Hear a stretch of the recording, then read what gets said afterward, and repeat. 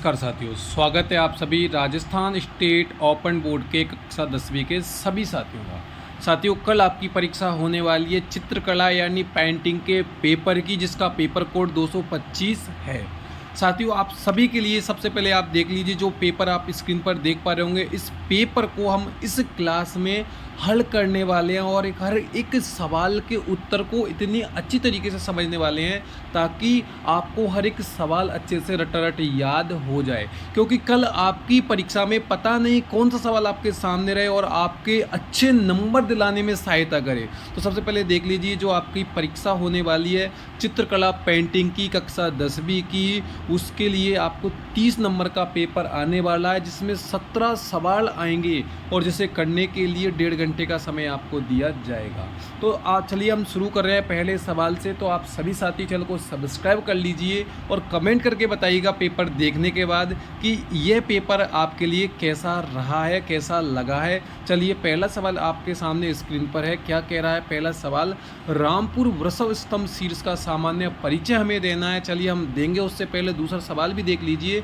अजंता का एक चित्र चुनें जिसकी उसकी शैली और वस्तु का हमें वर्णन करना है। ध्यान रखिएगा, ये सीधे सीधे सवाल हैं और सीधे सीधे इनके जवाब देने। तो चलिए जवाबों को हम देख लेते हैं, इन पहले और दूसरे सवाल के जवाब। देखिए, पहले सवाल आप देख पा रहे होंगे, रामपुर वृषभ स्तंभ शीर्ष का भी सामान्य परिचय हम किस प्रकार दे रहे हैं। तो आप यहाँ पे देखेंगे, बहुत ही सिंपल, ये मौर्यकालीन वास्तुकला का एक उत्कृष्ट नमूना है। थोड़ा सा ध्यान रखिएगा, मौर्यकालीन और उत्कृष्ट नमूना है। ये पॉलिश किए हुए बलुआ पत्थर से बना है, जिसमें एक विशाल और सजीव बैल को उल्टे कमल के आधार पर खड़ा दिखाया गया है। इसकी बनावट बहुत ही यथार्थवादी और प्रभावशाली है। इसमें आप अपने हिसाब से ऊपर नीचे और भी बड़ा चढ़ाकर लिख सकते हो, आपको पूरे नंबर मिलेंगे। और दूसरा देखेंगे कि ये जो अजंता से संबंधित है, ये 100% आपकी परीक्षा में आएगा।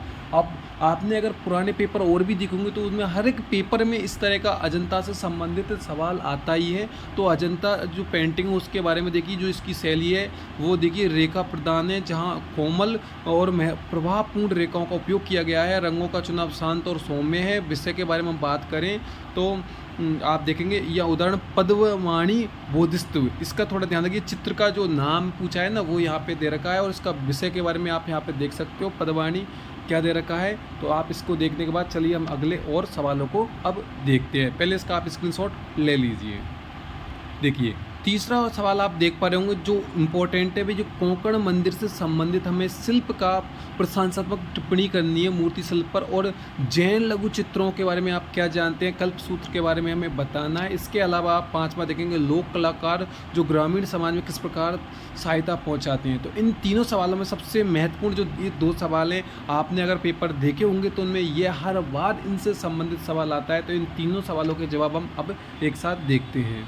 देखिए, उत्तरमाला में आप देख पाएंगे कोंकण मंदिर के बारे में ये बता रखा है। कोंकण मंदिर क्या प्रशंसा किस प्रकार की गई है? ये मंदिर है सूर्य मंदिर, अपनी सूक्ष्म और भव्य मूर्तिकला के लिए प्रसिद्ध है। यहाँ मूर्तियों की में जो गति और जीवंत अद्भुत संगम है। रथ के विशाल पहिए, 7 घोड़े, कामुक मुद्रा में वाली नर्तकियों की मूर्तियाँ पत्थर पर उकेरी गई हैं, कविता जैसा प्रतीत होता है। मोस्ट इम्पोर्टेंट है, अंडरलाइन करके अच्छे से याद कीजिएगा। और जैन लघु चित्रकला और कल्प सूत्र के बारे में यहाँ पे आप देख पाएंगे।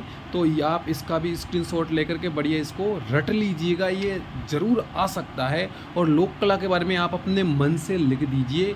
क्या होता है कि भाई जो लोक कला ग्रामीण समाज में परंपराओं, उनकी कथाओं, रीति रिवाजों, पीढ़ी दर पीढ़ी कला के माध्यम से आगे बढ़ाते हैं। ये संस्कृति को संरक्षित रखते हैं, त्योहार व अनुष्ठानों पर जीवंत बनाते हैं। हमारे गाँव में, हमारे जो समाज में जिस प्रकार के ये लोक नाटक कलाएँ होती है, उसी के बारे में यहाँ चर्चा की जा रही है। तो आप इसे अपने मन से ज़रूर लिखिएगा। अगले सवालों पर चर्चा करते हैं हम।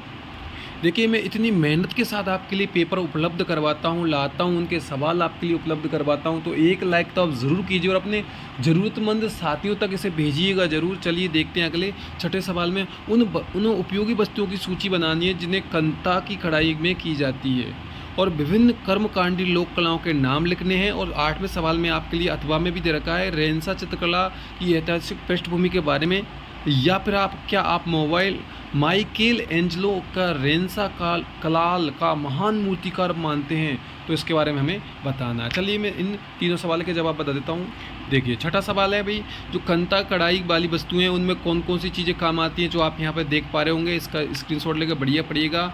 और कर्मकांडी लोक कलाओं के नाम देखिए, अल्पना, मंडाना, कोलम, चौक, पूर्णा, इसका भी स्क्रीनशॉट ले लो। और पुनर्जागरण चित्रकला की ऐतिहासिक पृष्ठभूमि के बारे में ये देखिए, दोनों यहाँ पे बताए गए हैं। एक तो अथवा वाला ये ऊपर वाला, और ये अथवा वाले के नीचे वाला। तो आप इसका स्क्रीनशॉट लेकर बढ़िया पढ़िएगा। चलिए देखते हैं अगले नवे सवाल को।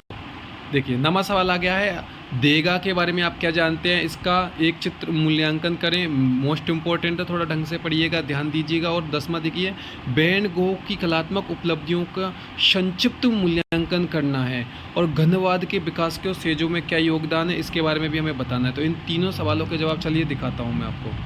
देखिए एल्डर देगा की और उसकी पेंटिंग के बारे में देखिए, यहाँ पे आपको बहुत कुछ बता रखा है। आप ध्यान से देखिए, स्क्रीनशॉट ले लीजिए, अच्छे से रट लीजिए, क्योंकि ये हर बार ये पेपर में कहीं ना कहीं किसी न किसी प्रकार से पूछा जरूर जाता है। और वैन गॉग है, 10वां का भी आप स्क्रीनशॉट लेकर के बढ़िया इसको पढ़िएगा। और 11वां आप देखेंगे घनवाद, ये भी मोस्ट इम्पॉर्टेंट है, हर बार परीक्षाओं में आता है किसी न किसी रूप में। तो इसको भी आप ढंग से पढ़ लीजिए, स्क्रीनशॉट ले लीजिए। चलिए देखते हैं अगले और सवालों को भी। देखिए इसके बाद आप देखेंगे 12वां सवाल क्या कह रहा है, पिकासो की जीवनी में 3 शैलियों का संबंधी काल की मुख्य अनुमानित कीजिए।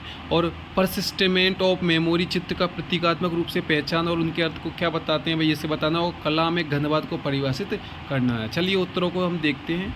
देखिए पिकासो से संबंधित जो उसके 3 जीवन काल है वो आप देखिए, ब्लू पीरियड, रोज पीरियड और घनवाद काल। तो तीनों मैंने यहाँ पर बता दिए, इसके बारे में भी आपको दिख रहा होगा। इसको स्क्रीनशॉट लेकर रख लीजिए, याद कर लीजिए। और परसिस्टेंस ऑफ मेमोरी, ये मोस्ट इम्पोर्टेंट है, हर बार लगभग आता है न किसी रूप में, तो इसको भी बढ़िया याद कर लीजिए।